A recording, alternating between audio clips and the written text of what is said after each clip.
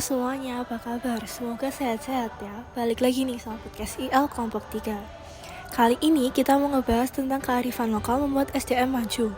Tapi aku nggak sendiri, bareng aku Caca sama teman-teman aku. Halo semua, kenalin aku Dita. Di sini aku bakal nemenin kalian buat ngobrol tentang topik yang akan kita bahas supaya kalian gak bosen. Gak cuman berdua loh, aku Oliver. Aku juga bakal nemenin kalian di sini buat bincang-bincang. Dan kenalin yang terakhir ada aku Nidia. Jadi, apa sih maksud dari kearifan lokal yang bisa ngebuat SDM maju itu? Kalian pasti penasaran kan? Yuk kita obrolin bareng. Hai, gimana nih harinya? Semoga semua lancar-lancar aja ya. Oh iya, Solo panas banget gak sih? Udah beberapa hari ini. Bener banget, aku sampai harus hidupin AC terus soalnya panas banget. Nggak tahu ya, soalnya beberapa hari ini aku pergi staycation di villa yang bangunannya masih tradisional banget. Makanya dingin. Wah, kamu staycation di mana? Emang masih ada ya villa yang bangunannya tradisional? Masih ada dong, Ta. Aku staycation di Joglo Lawu Villa Tawangmangu. Ya pantesan dingin, orang di Tawangmangu. Bukan itu yang bikin dingin tahu. Oh, kamu udah pernah kesana emangnya? Pernah dong, makanya aku bisa bilang bukan karena itu di Tawangmangu aja, tapi karena rumah joglonya juga yang bikin dingin. Wah, kok bisa gitu? Aku jadi penasaran rumah joglo itu detailnya apa aja ya? Soalnya selama ini aku cuma pernah masuk aja dan cuma tahu itu namanya rumah joglo. Bisa dong. Oke, aku jelasin ya. Jadi rumah joglo itu punya 4 bagian ruangan. Ada pendopo, peringgitan, omah, dan sentong. Nah, 4 ruangan ini punya fungsinya masing-masing. Pendopo itu buat nerima tamu yang datang. Terus peringgitan itu ruangan yang menghubungkan pendopo sama omah. Nah, kalau omah itu buat ruangan yang buat ngobrol-ngobrol sama keluarga gitu. Sama ada beberapa kamarnya. Dan yang terakhir sentong. Pasti asing banget kan? Nah, sentong sendiri ruangan belakang rumah yang biasanya dipakai buat kamar atau ruangan khusus. Wah, ternyata ada namanya dan fungsinya sendiri-sendiri ya. Selama ini aku kira ya cuman ruangan biasa aja gitu. Terus yang bisa ngebuat dingin apanya dong? Nah, joglo sendiri merupakan salah satu rumah tradisional ini, yang bahan bangunannya masih pakai kayu. Itu salah satu faktor kenapa rumah joglo dingin. Terus rumah joglo juga dihiasi jendela yang besar yang ngebuat udara bisa masuk, apalagi udara di Tawangmangu kan dingin banget. Jadi ya begitu ngebantu banget buat pertukaran udara, makanya jadi dingin terus seger. Oh gitu ya, ternyata bangunan bisa berpengaruh juga ya. Wah, pasti enak banget staycation di sana. Apalagi rumah joglo bangunannya bagus banget, jadi pengen deh. Kalian tahu Kihong nggak? Rumahnya itu mirip rumah joglo loh.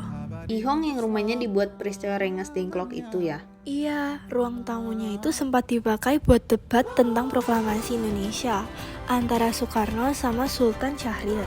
Iya nih, sayangnya banyak orang yang hanya kenal beberapa tokoh saja yang terlibat dalam peristiwa penting itu. Padahal banyak loh tokoh yang terlibat dalam peristiwa penting itu. Mulai dari Soekarni dan kawan-kawan menculik Soekarno-Hatta, Laksamana Maida menyediakan rumahnya untuk perumusan naskah proklamasi, Sayuti Melik yang mengetik naskah proklamasi, istri Soekarno yaitu Fatmawati menjahit bendera merah putih, dan masih banyak lagi. Bener banget, karena perjuangan keras mereka, akhirnya pada 17 Agustus 1945 kita bisa merasakan kemerdekaan. Dan pada zaman sekarang, kita nggak perlu dijajah lagi. Dan karena udah merdeka, kita sebagai generasi muda tinggal melanjutkan perjuangan keras para pahlawan dengan melakukan banyak hal positif yang dapat memajukan dan membuat negara ini berkembang. Bener banget, salah satu contoh sederhana yang bisa kita lakuin itu dengan melestarikan budaya yang ada di Indonesia. Kalian tahu kan kalau Indonesia kaya banget akan kebudayaan. Salah satu yang paling sering kita temui sekarang seperti cerita rakyat yang melegenda, di mana pasti tiap daerah punya cerita masing-masing. Nah, kita kan tinggal di Provinsi Jawa Tengah nih. Ada yang tahu cerita rakyat asal Jawa Tengah nggak? Tahu dong, kalian pasti sering banget dengar cerita ini, namanya Timun Mas.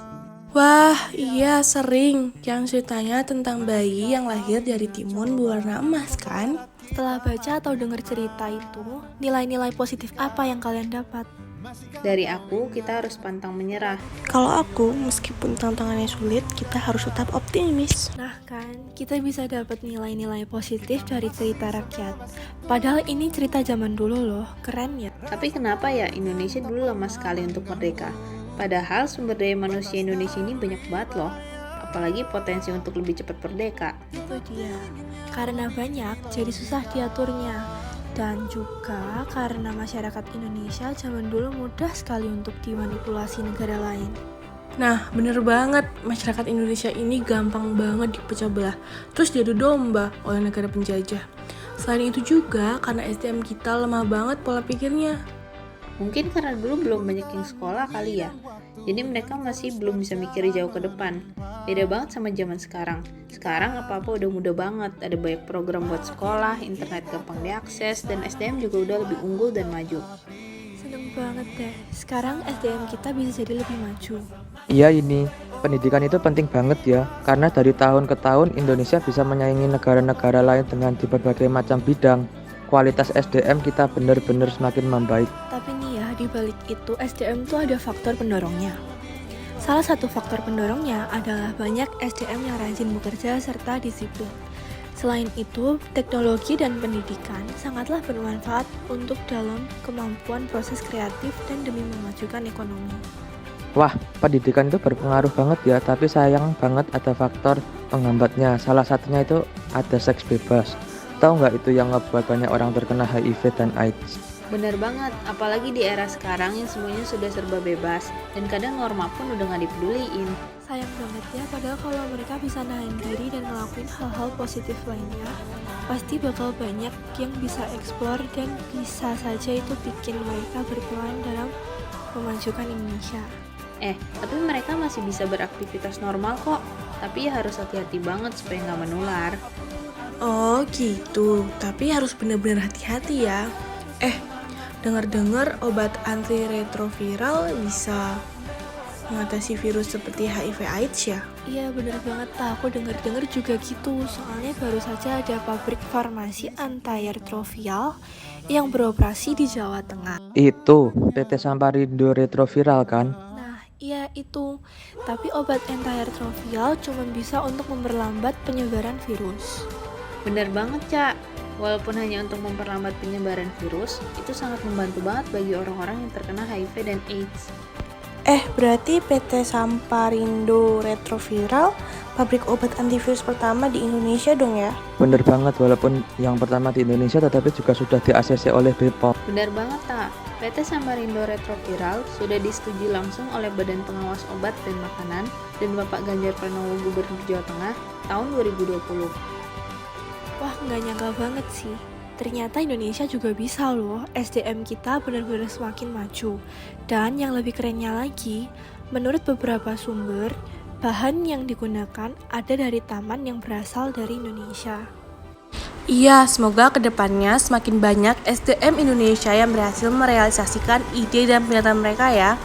Dan dengan begitu, Indonesia bisa maju dan bersaing dengan negara-negara tetangga. Wah, nggak kerasa ya, kita udah ngobrolin banyak hal. Semoga podcast kita bisa berguna bagi banyak orang dan bisa menambah wawasan bagi yang mendengarkan. Sekarang kita pamit dulu. Terima kasih sudah mendengarkan podcast kelompok kami.